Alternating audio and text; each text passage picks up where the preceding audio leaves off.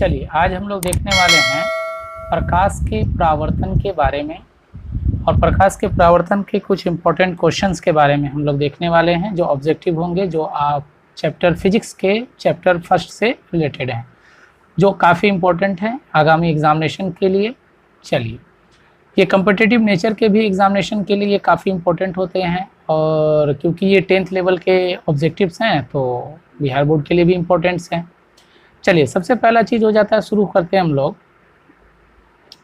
सबसे पहला क्वेश्चन हमारा शुरू होता है कि प्रकाश के परावर्तन के कितने नियम हैं। प्रकाश के परावर्तन के दो नियम होते हैं। प्रकाश के परावर्तन के दो नियम होते हैं। तो पहला नियम क्या होता है, आपतित किरण, परावर्तित किरण तथा आपतन बिंदु पर खींचा गया अभिलंब तीनों एक ही समतल में होते हैं। दूसरा, आपतन कोण परावर्तन कोण के बराबर होते हैं। बार बार इसको रिवाइज करते रहें। चलिए, अगला क्वेश्चन है, समतल दर्पण की फोकस दूरी होती है। समतल दर्पण की जो फोकस दूरी होगी वो क्या होगी, अनंत होगी। क्योंकि देखिए, समतल दर्पण क्या होता है, एक सीधा होता है, ना ही ये जरा सा ना इधर मुड़ा होता है, ना इधर मुड़ा होता है, ना ही इधर मुड़ा होता है, ना इधर मुड़ा होता है, जिसके कारण ये सीधी होने के कारण जो है इसमें कोई फोकस दूरी नहीं होती, इसलिए इसकी फोकस दूरी क्या लिखते हैं, अनंत होती है। चलिए, अगला सवाल है, प्रकाश की किरणें गमन करती है। तो प्रकाश की किरणें ये सीधी रेखा में गमन करती है। चलिए, ये क्योंकि एक आसान है इसलिए आगे बढ़ते हम लोग। किसी दर्पण या चिकने तल पर प्रकाश की किरणें आपतित होने पर परावर्तन कैसा होगा। तो परावर्तन कैसा होगा, नियमित परावर्तन होगा उसका। ठीक है, क्योंकि चिकने और समतल सतह पर जैसे पड़ेंगे तो वो क्या होगा, किरणें परावर्तन कैसा होगा, नियमित भी होगा। और इसके साथ साथ हम लोग क्या कह सकते हैं कि अनियमित तो नहीं होगा, क्योंकि चिकना है, तल कैसा है, चिकना है। चलिए, अगला क्वेश्चन है कि किसी समतल दर्पण में पी लेटर को देखने पर, मान लीजिए एक समतल दर्पण हमने बनाया, ये समतल दर्पण हो गया और इधर लिखा गया पी, तो अगर इधर देखेंगे तो ये कुछ ऐसा दिखेगा। तो ये कौन सा अल्फाबेट दिखा आपको, ये हटा देते हैं, ये यहाँ से ये नहीं होगा इसे, तो ये आप बताइए कैसा दिख रहा है। तो ये बिल्कुल कैसा दिखाई देता है, क्यू जैसी आकृति की दिखाई देगी। यानी ये कैसी आकृति दिखाई देगी, क्यू जैसी आकृति दिखाई देगी। चलिए, अगला क्वेश्चन हम लोग लेते हैं, क्वेश्चन नंबर 6। क्वेश्चन नंबर 6 में है, प्रकाश क्या है। तो प्रकाश क्या होते हैं, आंखों को प्रभावित करने वाली ऊर्जा होती है। प्रकाश क्या है, आंखों को प्रभावित करने वाली ऊर्जा है। ठीक है, समतल दर्पण द्वारा बना प्रतिबिंब कैसा होता है, समतल दर्पण द्वारा बना प्रतिबिंब आभासी होता है। याद रखें, समतल द्वारा बना प्रतिबिंब आभासी होगा तो आभासी के साथ हमेशा क्या लगता है, सीधा लगता है, इसीलिए बोलिएंगे आभासी होता है। अगला क्वेश्चन है, किसी दर्पण से आप कितनी ही दूरी पर खड़े हो, आपका जो प्रतिबिंब होगा वो सदैव सीधा प्रतीत होता है। तो वो संभवतः वो प्रतिबिंब कैसा होगा। तो अगर आप किसी दर्पण के खड़े हैं और प्रतिबिंब सदैव सीधा प्रतीत होता है तो वो समतल भी होंगे और साथ ही साथ उत्तल भी होंगे, ये उत्तल। तो इसका आंसर क्या हो जाएगा, हमारा डी नंबर होगा। चूंकि ये इंपॉर्टेंट है, आप हमारे चैनल में आए हैं तो आप इसको लाइक और सब्सक्राइब और शेयर जरूर करें अपने दोस्तों के बीच में। ठीक है, तो ये इंपॉर्टेंट क्वेश्चन हम कुछ लेकर के आए हैं आप लोगों के सामने में। चलिए, अगला क्वेश्चन हमारे पास है, प्रकाश की किरणें के सरल रेखिक गमन का अनुप्रयोग है। तो ये सूर्य ग्रहण भी होंगे और चंद्र ग्रहण भी होंगे, जो कि इसका अनुप्रयोग होता है, जैसा कि हम लोगों को दिखाई देता है। सूर्य ग्रहण में क्या होता है देखिएगा आप, और चंद्र ग्रहण क्या होता है। तो ये हो जाते हैं हमारे सूर्य, ठीक है, ये हो जाता है हमारा क्या, पृथ्वी, और ये हो जाएगा हमारा क्या, चांद। ठीक है, ये चांद, ये सूर्य हो गया, एस फॉर सन ले लेते हैं, ये अर्थ हो जाएगा, ई फॉर अर्थ, यानी ये पृथ्वी हो जाएगा, और ये हमारा हो जाएगा मून। तो ऐसे में क्या होगा, ऐसे में हो जाता है, ऐसी स्थिति आएगी तो चंद्र ग्रहण होता है। क्या होता है, अगर मून यहाँ पर रहे तो चंद्र ग्रहण, बीच में पृथ्वी आ जाए तो हो जाएगा चंद्र ग्रहण। और अगर ये मून अगर यहाँ आ जाता है तब जा करके सूर्य ग्रहण होता है। ठीक है, अगर मून बीच में हो जाए, सूर्य और पृथ्वी के बीच में मून आ जाए तो वो कैसा हो जाएगा, तो वो सूर्य ग्रहण हो जाएगा। चलिए, अगला क्वेश्चन बढ़ते हैं हम लोग। किसी वस्तु की छाया तभी बन सकती है जब प्रकाश की किरणें गमन करेगी। तो वो जब सीधी रेखा में गमन करेगी तभी बनेगी उसकी छाया।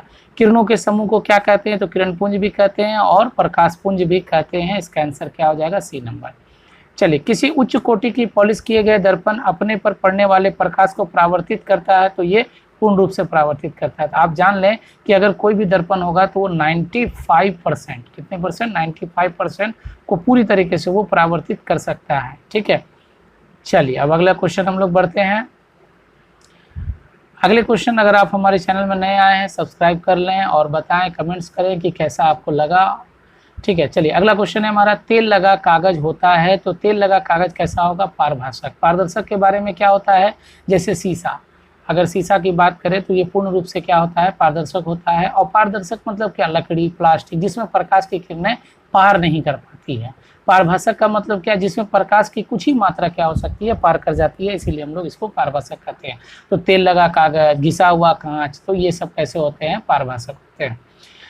अगला सवाल है हमारा, क्वांटम आधुनिक क्वांटम सिद्धांत के आधार पर प्रकाश को क्या माना गया? तो इसको कण माना गया। आधुनिक क्वांटम सिद्धांत पर प्रकाश को कण माना गया है। ठीक है, सूर्य से आने वाले प्रकाश पुंज कैसे होते हैं? तो सूर्य से आने वाला प्रकाश पुंज कैसा होता है? समांतर होता है। चाहे सूर्य से आए चाहे चंद्रमा से आए, प्रकाश पुंज जो होते हैं वो समांतर होते हैं।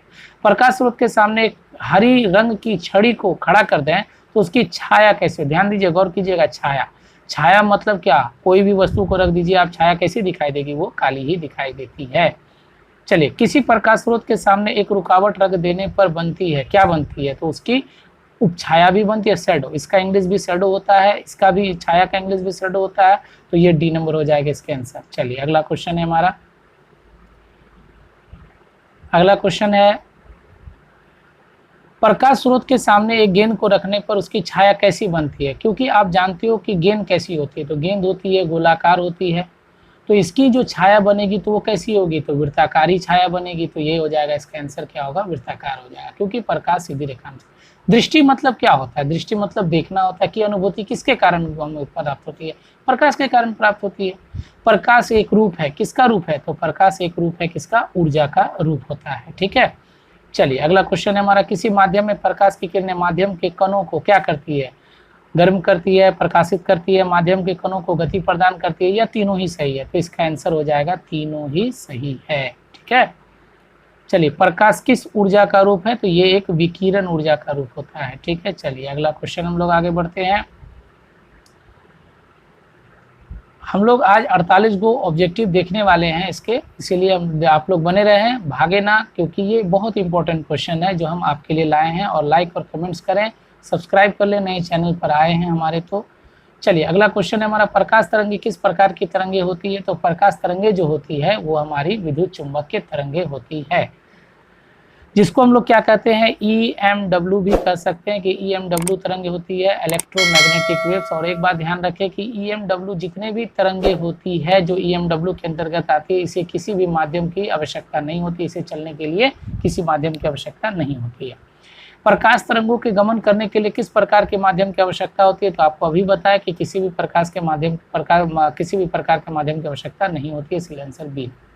प्रकाश का तरंग दैर्ध्य अन्य बाधाओं की तुलना में कैसा होता है? तो क्योंकि प्रकाश क्या होते हैं? हल्के होते हैं, इसीलिए वो बाधा क्या होता है? तो उनका बहुत छोटा होता है। और वो प्रकाश की तरंग दैर्ध्य के कारण जो है हम लोग किसी भी चीज़ों को जो है हम लोग देख सकते हैं। प्रकाश किरण है तो प्रकाश बिंदु का पथ है, किरण का बिंदु पथ है, तो ये प्रकाश की बिंदु पथ है। चलिए अगला सवाल हम लोग लेते हैं। अब हमारा जो सवाल शुरू होगा वो दर्पण से लेते हैं। चलिए, गोली दर्पण, आप जानते हो गोली दर्पण कितने प्रकार के? 2 प्रकार के, उत्तल और अवतल। जहां अवतल दर्पण की फोकस दूरी होती है, 27 नंबर क्वेश्चन है। तो अवतल दर्पण की फोकस दूरी कैसी होगी? ऋणात्मक होगी। अवतल दर्पण की फोकस दूरी ऋणात्मक होती है।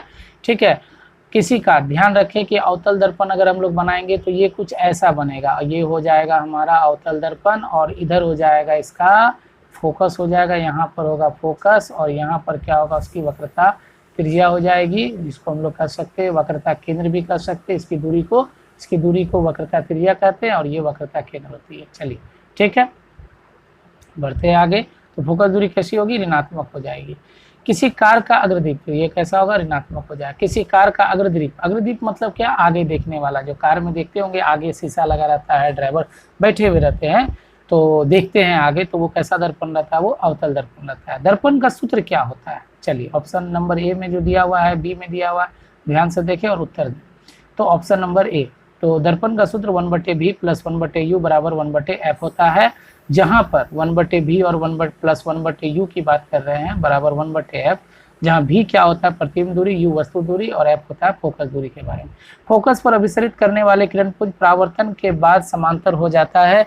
तो ये जो देखिएगा आप, इसमें जो क्वेश्चंस हो जाएंगे तो ये केवल और केवल किस दर्पण में होगा? तो अवतल दर्पण में होगा। ठीक है, F बराबर R/2 सत्य है, सभी दर्पण के लिए सत्य होता है, उत्तल के लिए अवतल के लिए इसका आंसर क्या हो जाएगा, सी नंबर हो जाएगा। चलिए आगे बढ़ते हैं हम लोग। अगला सवाल 32 नंबर के क्वेश्चन की ओर बढ़ते हैं हम लोग।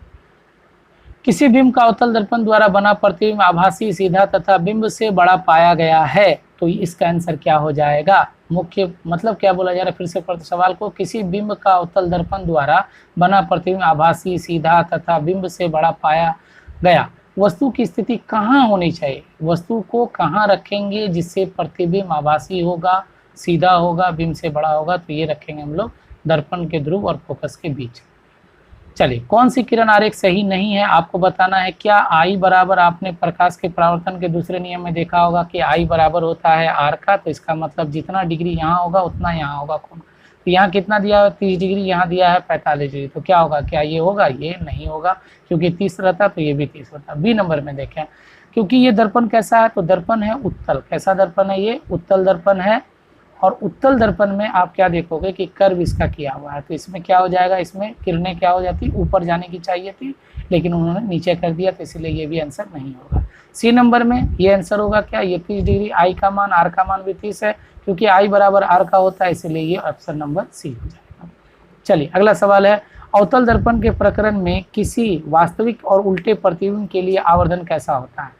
चूंकि प्रतिबिंब कैसा बोल रहा है, वास्तविक बोल रहा है, उल्टा बोल रहा है, तो वास्तविक और प्रतिबिंब होगा तो ये केवल ऋणात्मक होगा। एक बात आप हमेशा ध्यान से नोट करके रखें कि जब भी वास्तविक प्रतिबिंब की बात होगी तो चिन्ह परिपाटी आप याद रखें। यहाँ पर मैं बना देता हूँ आपको चिन्ह परिपाटी। इधर जो भी दर्पण होगा, ये इधर जो भी वस्तु होगा वो कैसा होगा, नेगेटिव होगा, और इधर जो भी प्रतिबिंब बनेगा वो कभी कैसा होगा, नेगेटिव हो जाएगा। ठीक है, अब यहाँ अगर आभासी प्रतिबिंब बनेगा तो यहाँ क्या हो जाएगा, पॉजिटिव हो जाएगा। ठीक है, क्योंकि यहाँ पर कैसा है, यहाँ वास्तविक बन रहा है, तो यहाँ पर कैसा हो जाएगा, नेगेटिव हो जाएगा, इसीलिए ये कैसा होगा, तो ये ऋणात्मक हो जाएगा। चलिए, अवतल दर्पण में आभासी और सीधा, देखिए आभासी की बात बोल रही, प्रतिबिंब की प्रकृति दो तरह की, एक वास्तविक और एक आभासी।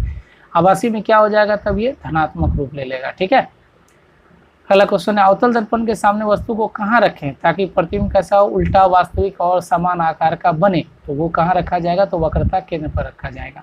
ठीक है, समान आकार का बनेगा। एक प्रयोग में अवतल दर्पण द्वारा किसी बिंब का प्रतिबिंब एक पर्दे पर प्राप्त किया जाता है। दर्पण की फोकस दूरी को निर्धारित करने के लिए प्रयोगकर्ता को मापने की जरूरत है।